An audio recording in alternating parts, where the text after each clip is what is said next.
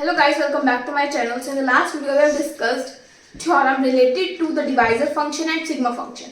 Today we are going to discuss the examples. So first example is evaluate d630 and sigma 630. So basically आपको क्या करना पड़ेगा, पहले 630 को प्राइम्स में ब्रेक करना पड़ेगा. तो 630 का हम प्राइम फैक्टराइजेशन कर देते हैं कि किन प्राइम्स को हम इस फॉर्म में लिख सकते हैं. सो फर्स्ट हम इसको 2 से डिवाइड करते हैं. सो इस टाइप से आप यहाँ पे प्राइम्स कैलकुलेट कर सकते हो. That is 2 3 6 2 1 5. Next 3 1 0 5. 3. Next is 7 and next is 5. तो यहाँ से आप 630 को क्या लिख सकते हो, 2 into 3 का स्क्वायर into 7 into 5 लिख लिया. अब यहाँ पे मैं लेट कर लेती हूँ कि P1 मेरे पास है 2, P2 मेरे पास है 3, P3 मेरे पास है 7, P4 मेरे पास है 5. K1 क्या है इसकी पावर, सो 2 की पावर कितनी है 1. K2 है P2 की पावर दैट इज 2. सिमिलरली यहाँ पे K3 है मेरे पास 7 की power which is 1. Here we have K4 जिसकी पावर है 1. सब बात करते हैं डिवाइजर ऑफ 630. डिवाइजर ऑफ 630 क्या आएगा मेरे पास, K1 प्लस 1 प्राइम की जो पावर होती है उनका सम ही तो होता है into K3 plus 1 into K4 plus 1. तो यहाँ से इसकी वैल्यू आ जाएगी 1 plus 1 2, next 3, next 2, next 2. This is 6 into 4 that is 24. तो डिवाइजर ऑफ 630 मेरे पास क्या है 24. अब मुझे कैलकुलेट करना है sigma of 630. So sigma of 630 how will calculate this. So इसके लिए मेरे पास फॉर्मूला होता है सिग्मा ऑफ n कैलकुलेट करने का. दैट इज P1 की power K1 plus 1 minus 1 divided by P1 minus 1 into P2 की power K2 plus 1 minus 1 divided by P2 minus 1 up to P4 की power K4 plus 1 minus 1 divided by P4 minus 1. क्योंकि यहाँ पे हमारे पास 4 ही primes है तो मैंने 4 प्राइम्स की प्रोडक्ट ली. सो P1 मेरे पास है यहाँ पे 2 की पावर K1 plus 1 मतलब 1 plus 1 minus 1 divided by 2 minus 1 into next prime number है मेरे पास यहाँ पे 3 और K2 की वैल्यू है 2. 2 plus 1 minus 1 divided by 3 minus 1. Next prime है मेरे पास 7, उसकी power 1. So 1 plus 1 minus 1 divided by 7 minus 1 into next prime is 5. 5 raise to power इसकी पावर है 1. 1 plus 1 minus 1 divided by 5 minus 1. तो इसको सॉल्व करके जो आपके पास आंसर आएगा वही आपका सिग्मा ऑफ 630 होगा, जो आपके पास वैल्यू आ रही है 576. तो आप इसको खुद कैलकुलेट कीजिएगा. Next we have to calculate divisor of p square q cube sigma of p square q cube. यहाँ पर आपको गिवन है कि p और q हमारे पास प्राइम्स है. अगर प्राइम है तभी हम इसको कैलकुलेट कर सकते हैं. से यहाँ से हम लिख सकते हैं, हम लेट कर लेते हैं p1 is equal to p, p2 is equal to q. P1 की पावर K1 जो इसकी पावर है विच इज 2 और यहाँ पर K2 है मेरे पास 3. So divisor of P square Q cube क्या हो जाएगा मेरे पास K1 plus 1 into K2 plus 1. So K1 की वैल्यू मेरे पास 2, सो 2 प्लस 1.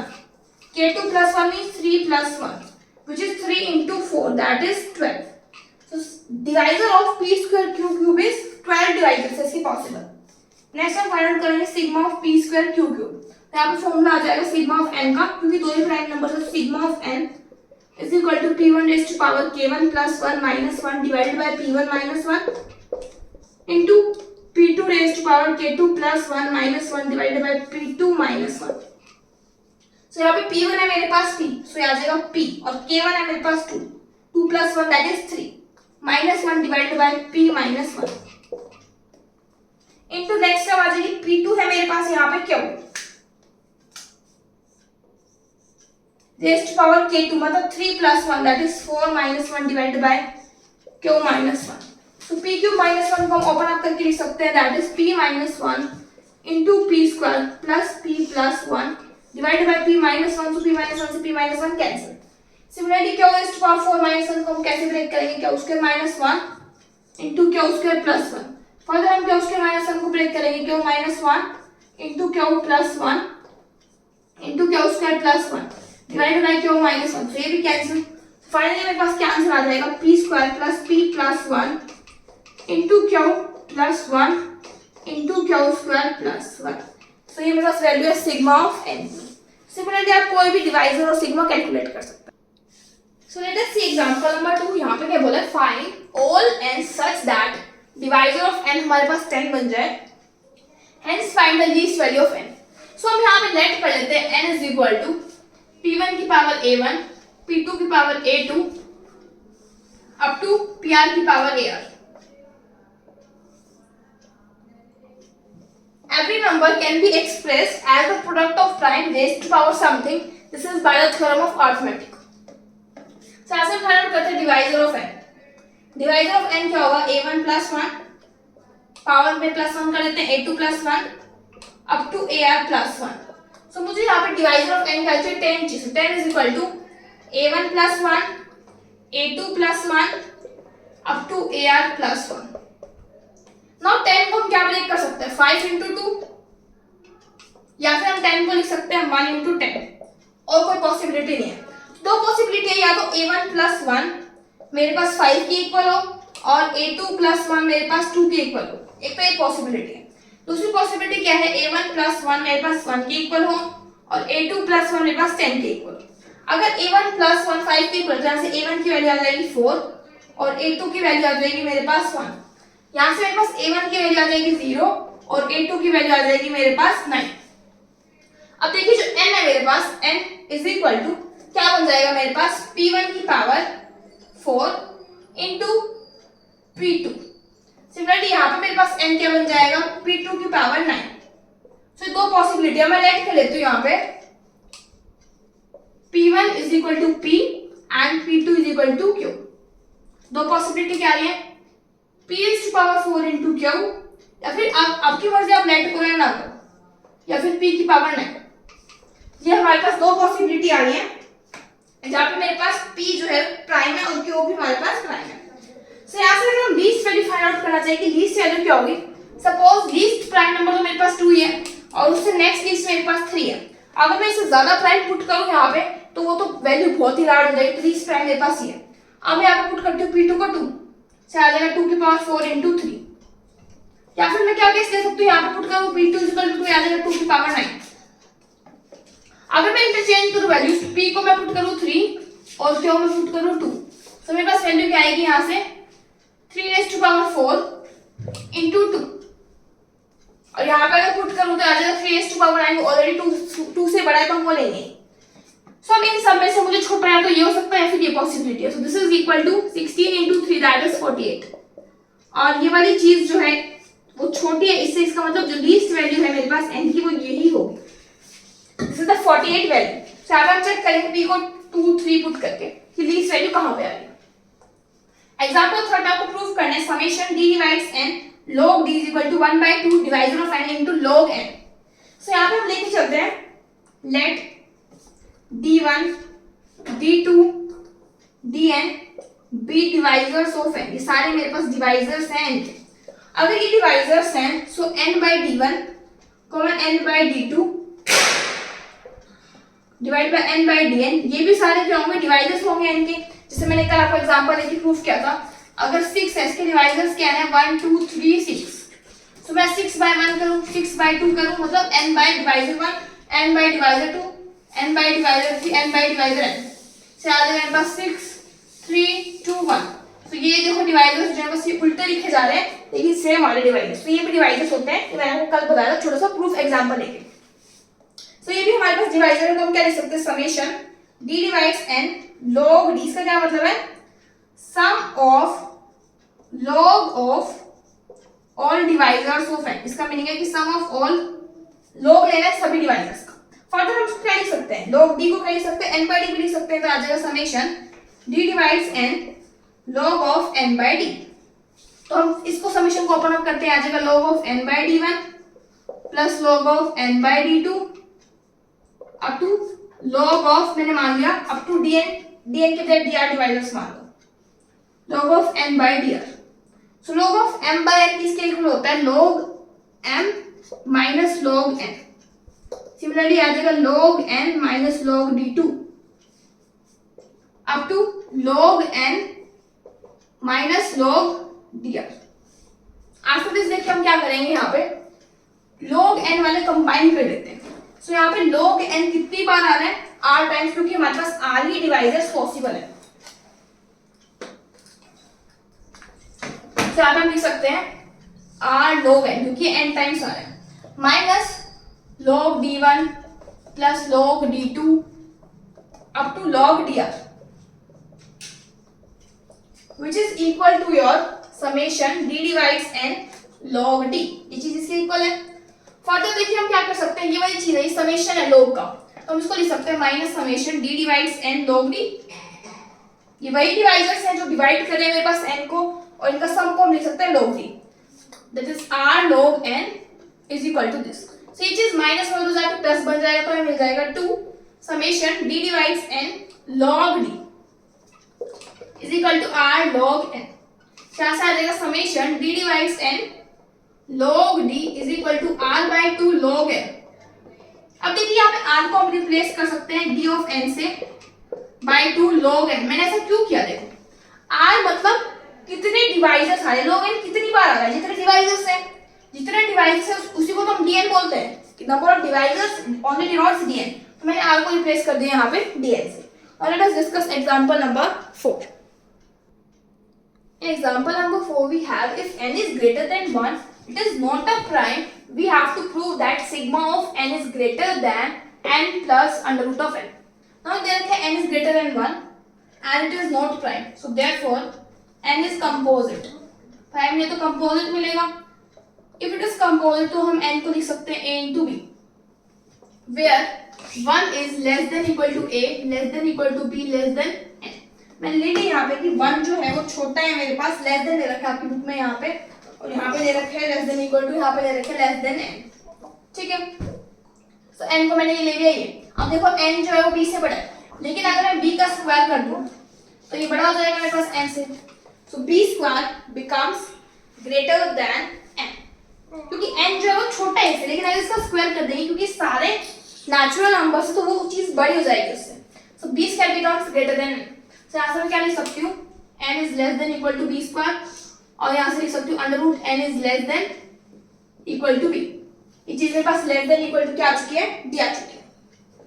सो यहाँ पे जो n है मेरे पास, n हैज प्राइम डिविजर्स। कौन कौन से प्राइम डिविजर्स हैं, एक तो 1 हो गया, एक मेरे पास a हो चुका है क्योंकि a भी डिवाइड कर रहा है n को, एक b हो चुका है और एक itself n हो चुका है। अब 1 plus a plus b plus n जो है वो ग्रेटर देन होएगा 1 प्लस b प्लस n से। ऑब्वियसली ये चीज बड़ी होगी क्योंकि यहाँ पे a मेरे पास है, यहाँ पे आप ग्रेटर देन का साइन लगा सकते हैं, इक्वल टू का नहीं आएगा। सो देखिए ये वाली चीज मतलब sum of all the divisor, this is sigma of n, it is greater than 1 plus b plus n। अब मुझे कैसे करके यहाँ पे मुझे क्या चाहिए, अंडर रूट n चाहिए, n तो वहां पे आ चुका है। सो ये जो टर्म है पूरी, ये किससे बड़ी होगी मेरे पास, 1 प्लस b को मैं पुट कर सकती हूँ यहाँ पे अंडर रूट n, क्योंकि b इससे छोटा है, b जो है अंडर रूट n से छोटा है, तो ये भी चीज n से छोटी होगी ना। So 1 plus under root n plus n। अब कोई चीज, ये जो चीज है मेरे पास, दिस इज लेस देन, यहाँ पे तो इक्वल टू आ जाएगा, क्योंकि हम b को क्या पुट करें, लेस देन इक्वल टू है, तो यहाँ पे इक्वल टू आ जाएगा। अब फर्दर देखिए 1 plus under root n plus 1, जो सिग्मा n है, सपोज मैंने ले लिया 5, ये ग्रेटर देन इक्वल टू है 4, might be equal भी हो सकते हैं, means 5 can be greater than equal to 5 also। अब ये जो चीज है बेसिकली, ये जो चीज है बड़ी होगी मेरे पास, अगर मैं यहाँ से कम कर दूं 4 कर दूं तो भी बड़ा होगा, मतलब अगर this is greater then this, तो अगर मैं यहाँ से सब्ट्रैक्ट कर दूं तो भी ग्रेटर ही रहेगी। तो अगर हम एक सब्ट्रैक्ट कर दें तो भी ग्रेटर देन हो जाएगी मेरे पास n प्लस n से, यहाँ पे ग्रेटर देन का साइन आ जाएगा। नेक्स्ट हमें प्रूफ करना है एग्जाम्पल 5 में, प्रोडक्ट ऑफ d डिवाइड, मतलब वो डिविजर्स जो n को डिवाइड कर रहे हैं, d is equal to d plus n by d is equal to n sigma d। तो यहाँ पे हर इस टाइप क्वेश्चन में क्या यूज होगा, अगर d डिवाइजर्स हैं तो n बाई d भी क्या होगा, डिवाइजर्स होगा। तो हम यहाँ पे लेके चलते हैं सिग्मा ऑफ d। तो सिग्मा ऑफ d मतलब d1 plus d2 up to dn, और हम फर्दर क्या लिख सकते हैं, n by d1 plus n by d2 plus n by dn, क्योंकि दोनों चीजें आपस में इक्वल होती हैं। अब हम लेट करते हैं p is equal to product of d divides n d power d plus n by d, open up कर देते हैं इसको। तो फर्स्ट डिवाइजर ले लिया मैंने d1, से आ जाएगा d1 plus n by d1 plus d2 plus n by d2 dr raise to power dr plus n by dr। Further हम d को क्या लिख सकते हैं, n बाई डी लिख सकते हैं। सो ये मेरे पास आ जाएगा n by d1 raise to power d1 plus n by d1 plus d2 को क्या लिख सकते हैं, n by d2 raise to power d2 plus n by d2। This is equal to your p। देखिए यहाँ पे प्रोडक्ट लेने device की, तो यहाँ पे पीछे प्लस की बजाय क्या आएगा, प्रोडक्ट आएगा up to n by dr raise to power dr plus n by dr। So हम यहाँ पे नीचे वाली टर्म को सेपरेट आउट कर लेते हैं और ऊपर वाली टर्म को भी हम सेपरेट लिख लेते हैं। सो यहाँ से हमारे पास ऊपर वाली टर्म क्या बन गई है, n into d1 plus n by d1। n को भी सेपरेट कर लेते हैं, n बाई d1, फिर n बाई d2 यहाँ पे प्लस d2 कर देते हैं अप टू लेके dr तक यहाँ पे प्लस आ जाएगा। सारी n वाली टर्म्स को मैं एक साथ लिख लिया, into n by d1 into n by d2, powers plus हो जाएंगी। देखिए मैं इसको ओपन अप कैसे कर रही हूँ, n into d1 into n into n by d1। Next हमारा n by d2 n by d2। तो यहाँ पे जब पावर ऐड हो जाएगी क्योंकि बेस सेम है, सिमिलरली यहाँ पे पावर ऐड हो जाएंगी इन वाली टर्म्स में, plus up to n by dr। Denominator में क्या आ जाएगा, d1 raise to power d1 plus n by d1, d2 raise to power d2 plus n by d2, n into dr plus n by dr। यहाँ पे आ जाएगा मेरे पास dr। ये क्या है, मेरे पास सारी प्रोडक्ट ऑफ डिवाइजर जिसको मैंने लेट किया था p। तो डिनोमिनेटर मेरे पास क्या बन जाएगा, p। This is equal to your p। So further हम देखते हैं क्या होगा यहाँ पे।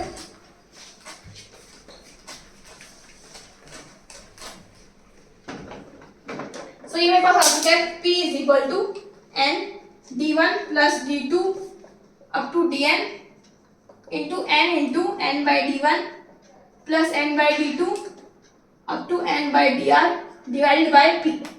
सो p जाके तो बन जाएगा p square n by sum of all divisors है तो आ जाएगा sigma n।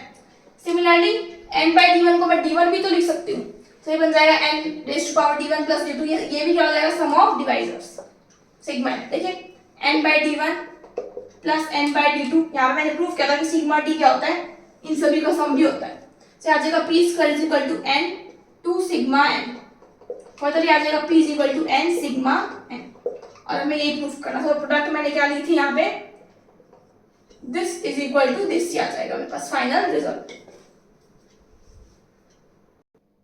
So next we have example number 6. In this we have to show that n raised to power minus k sigma kn is equal to sigma minus kn. So मैंने आपको sigma n के बताया था कि क्या होता है, कि जो भी डिवाइजर्स हैं उनकी पावर k, उनका सभी का सम dr raised to power kr। So मेरे पास सिग्मा kn की वैल्यू होती है। सो हमें शो क्या करना है कि sigma kn into n raised to power minus k। So यहाँ पे हम लेट कर लेते हैं, let d1 d2 up to dr be all positive divisors of n। ये सारे पॉजिटिव डिवाइजर्स हैं मेरे पास n के।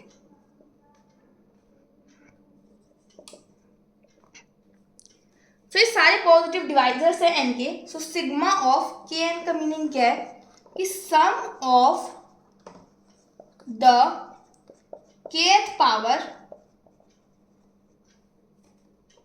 of all positive divisors। सभी पॉजिटिव डिवाइजर्स की kth पावर मेरे पास सिग्मा kn होता है, मीन्स d1 की पावर k प्लस d2 की पावर k। यहाँ पे हमने यहाँ पे सिंपल k लिया था, अगर आपको ध्यान हो हमने सिंपल k लिया था यहाँ पे, अप टू dr की पावर k। नाउ हमें फाइंड आउट करना है sigma kn into n raise to power minus k. इसको हम क्या लिख सकते हैं, d1 k plus d2 k up to dr k divided by n raise to power k। Further हम इसको सेपरेट आउट कर लेते हैं, d1 by n raise to power k plus d2 by n raise to power k up to dr by n raise to power k। अब मुझे वहाँ पे चाहिए power minus k. So basically मैं क्या करूँगी, इसका रेसिप्रोकल कर दूंगी।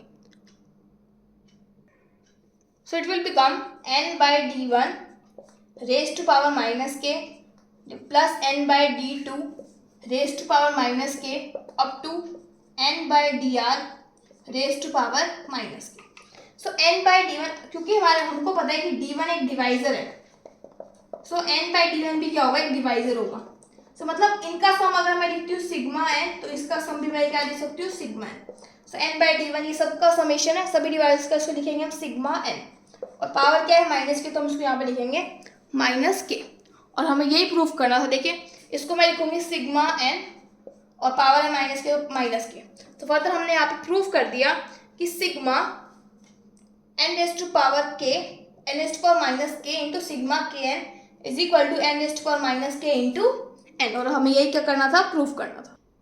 सो example number 7, for any positive integer n you have to prove that sigma of 3n plus 2 is equal to 0 mod 3। तो हम यहाँ पे लेके चलते हैं, late d be any divisor of 3n plus 2, क्योंकि हमें 3n plus 2 के डिवाइजर्स को ही सम करना है। तो मैंने ले लिया d एक डिवाइजर है 3n plus 2 का। अगर d 3n plus 2 का डिवाइजर है, इसका मतलब d जो है वो 3n plus 2 को डिवाइड कर रहा है। अगर d 3n plus 2 को डिवाइड कर रहा है, क्या यहाँ पे d जो है वो 3 को डिवाइड करेगा? अगर d हमने मान लिया कि d 3 को डिवाइड कर रहा है, सो बेसिकली d डिवाइड कर रहा है 3 को। अगर मैं इसमें कुछ प्लस 3n को भी डिवाइड करेगा, तो अगर मैं इसमें 2 ऐड कर दूं, तो d जो है वो 3n plus 2 को डिवाइड ही नहीं करेगा। तो इसका मतलब d जो है, ये अपनी कंडीशन ली है कि d जो है वो 3n को डिवाइड करे, पॉसिबल ही नहीं है। अगर ये पॉसिबल होती तो मेरे पास d जो है उसको डिवाइड नहीं करेगा, लेकिन हमें दे रखा है कि d इसको डिवाइड कर रहा है, so therefore d can not divide 3। यहाँ पे आप लिखोगे d डज नॉट डिवाइड 3। अगर d 3 को डिवाइड नहीं कर रहा, इसका मतलब d और 3 का जीसीडी क्या है, मेरे पास 1 है। सो d और 3 का जीसीडी मैंने ले लिया 1। सो यहाँ से हम क्या लिख सकते हैं, either therefore either d is equal to 3k plus 1 और d is equal to 3k plus 2। अगर d जो है वो 3n को डिवाइड कर रहा है, तो यहाँ से हम क्या लिख सकते हैं कि d जो है वो 3k प्लस 1 का फॉर्म भी हो सकता है, 3k प्लस 2 भी हो सकती है। फर्दर हम यहाँ से क्या लिख सकते हैं, अगर d जो है वो 3n प्लस 2 को डिवाइड कर रहा है, तो फर्स्ट चैप्टर हमने सीखा था कि हम नीचे वाले डिनोमिनेटर को मल्टीपल इंटू समथिंग लिख सकते हैं t। तो यहाँ पे t मेरे पास कोई भी इंटीजर है, लिख दिया। अब हम यहाँ पे केसेस बनाएंगे। सपोज मैंने d ले लिया 3k प्लस 1 फॉर्म का, तो यहाँ पे t इस फॉर्म का होगा 3k डैश प्लस 2 फॉर्म का। अगर मैंने d ले लिया 3k प्लस 2 फॉर्म का, तो t होगा मेरे पास 3k डैश प्लस 1 फॉर्म का। ये कैसे लिया, देखिए अगर मैंने d ले लिया 3k प्लस 1 फॉर्म का और मैंने t ले लिया 3k डैश प्लस 2 फॉर्म का, अब हम इन दोनों के प्रोडक्ट करेंगे d और t की, तो मुझे 3n प्लस 2 फॉर्म में लीजिए। और अगर मैं यहाँ पे ये लेती हूँ सपोज 3k प्लस 1 और t को मैं ले लिया 3k डैश प्लस 1, अगर इन दोनों के प्रोडक्ट करूंगी तो मुझे फॉर्म मिलेगी 3k dash 3 into k double dash plus 1, इस टाइप की फॉर्म मिलेगी मुझे। तो मेरे पास 3n प्लस 2 फॉर्म तो आ ही नहीं रही। सिमिलरली इसका मतलब ये वाली जो चीज़ है t वाली, ये 3k डैश प्लस 1 फॉर्म की नहीं हो सकती। तो हम चेक करते हैं कि 3k डैश प्लस 2 फॉर्म की है या नहीं। तो मल्टीप्लाई करते आ जाएगा 9k k dash plus 3k dash plus 6k plus 2। इसमें से मैं 3 को मैं निकाल देती हूँ, जो बचा हुआ पार्ट है उसको मैंने मान लिया लैम्डा प्लस 2। तो मेरे पास आया 3 लैम्डा प्लस 2 फॉर्म का, मतलब 3n प्लस 2 फॉर्म का ही आ रहा है। अगर मैंने इन दोनों को मल्टीप्लाई किया तो मुझे 3n प्लस 2 फॉर्म मिल जाए, इसका मतलब ये इसके साथ पेयर अप होगा। सिमिलरली जब मैं d को लूंगी 3k प्लस 2, से यहाँ पे मुझे t के फॉर्म का मिलेगा 3k डैश प्लस 1, ताकि इन दोनों का प्रोडक्ट मेरे पास 3n प्लस 2 फॉर्म का मिल जाए।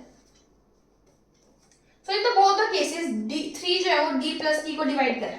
अब देखो d प्लस t करते हैं तो आ जाएगा मेरे पास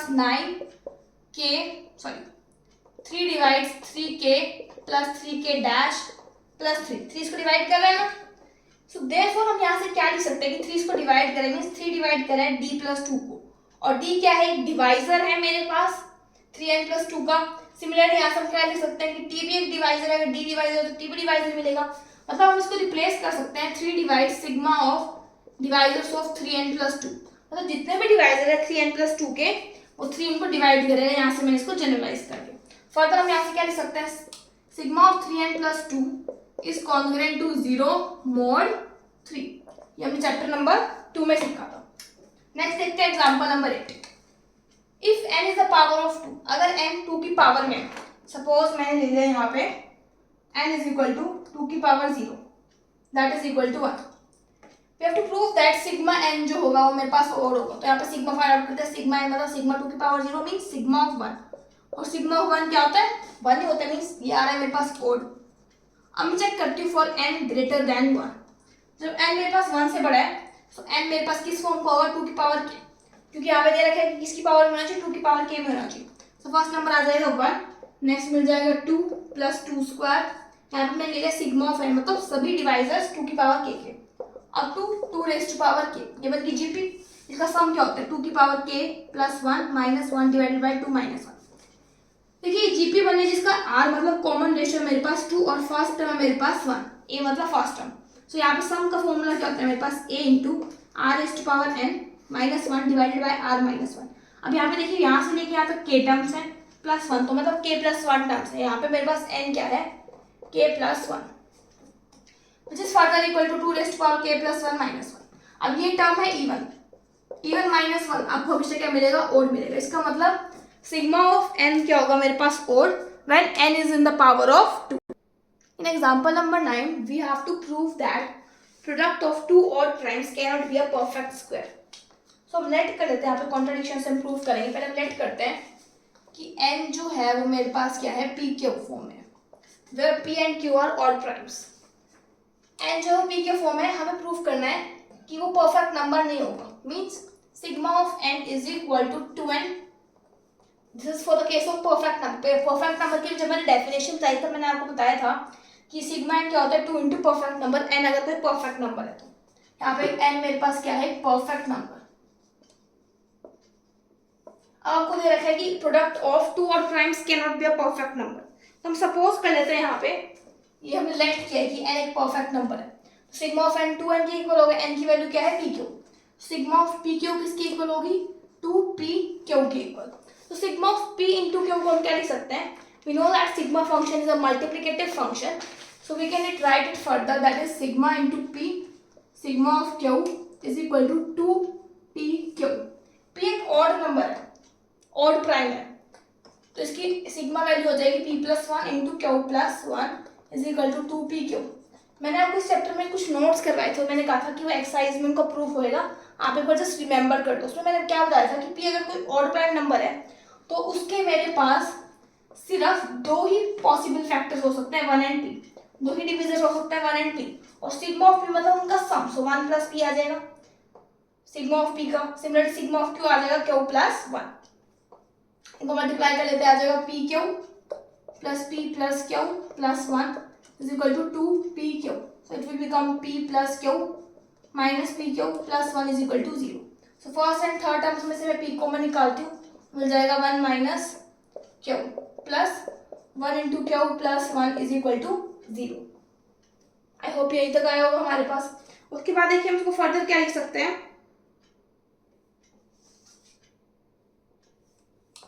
p plus q minus pq plus 1 minus 1 minus p minus q plus pq is equal to 0।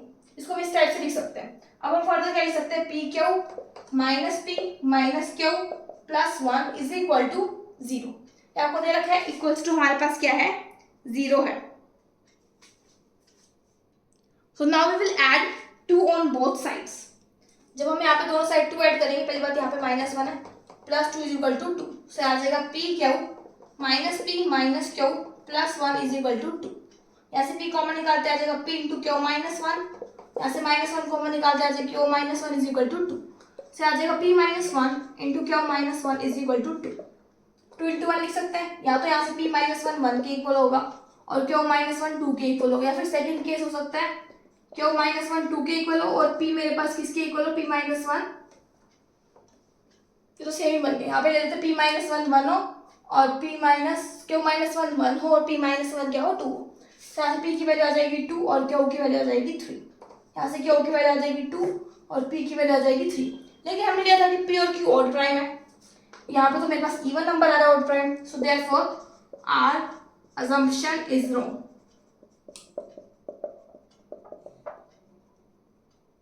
हमने क्या राइट किया था कि n एक परफेक्ट नंबर है, इसका मतलब n एक परफेक्ट नंबर नहीं है. Next example 10. If n is any integer which contains r distinct prime. n कोई इंटीजर है जिसमें r डिस्टिंक्ट प्राइम है. In its prime factorization we have to prove that dn is equal to 2 raise to power r. हम late कर लेते हैं n is equal to p1 power k1, p2 power k2 up to pr power kr. Sir ऐसे find out करते हैं d of n. d of n की value क्या आ जाएगी, k1 plus 1, k2 plus 1 up to kr plus 1. यहाँ पे मैं k1 is equal to k2 सबकी वैल्यू ले लेती हूँ 1 इज इक्वल टू kr.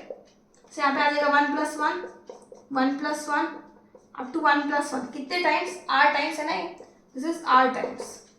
से आ जाएगा 2 into 2 into 2 up to r times. So ये पास आ जाएगा 2 की power r. So by this all the examples of exercise 5.2 are completed. In the next video we will discuss exercise 5.3. Till then, thank you.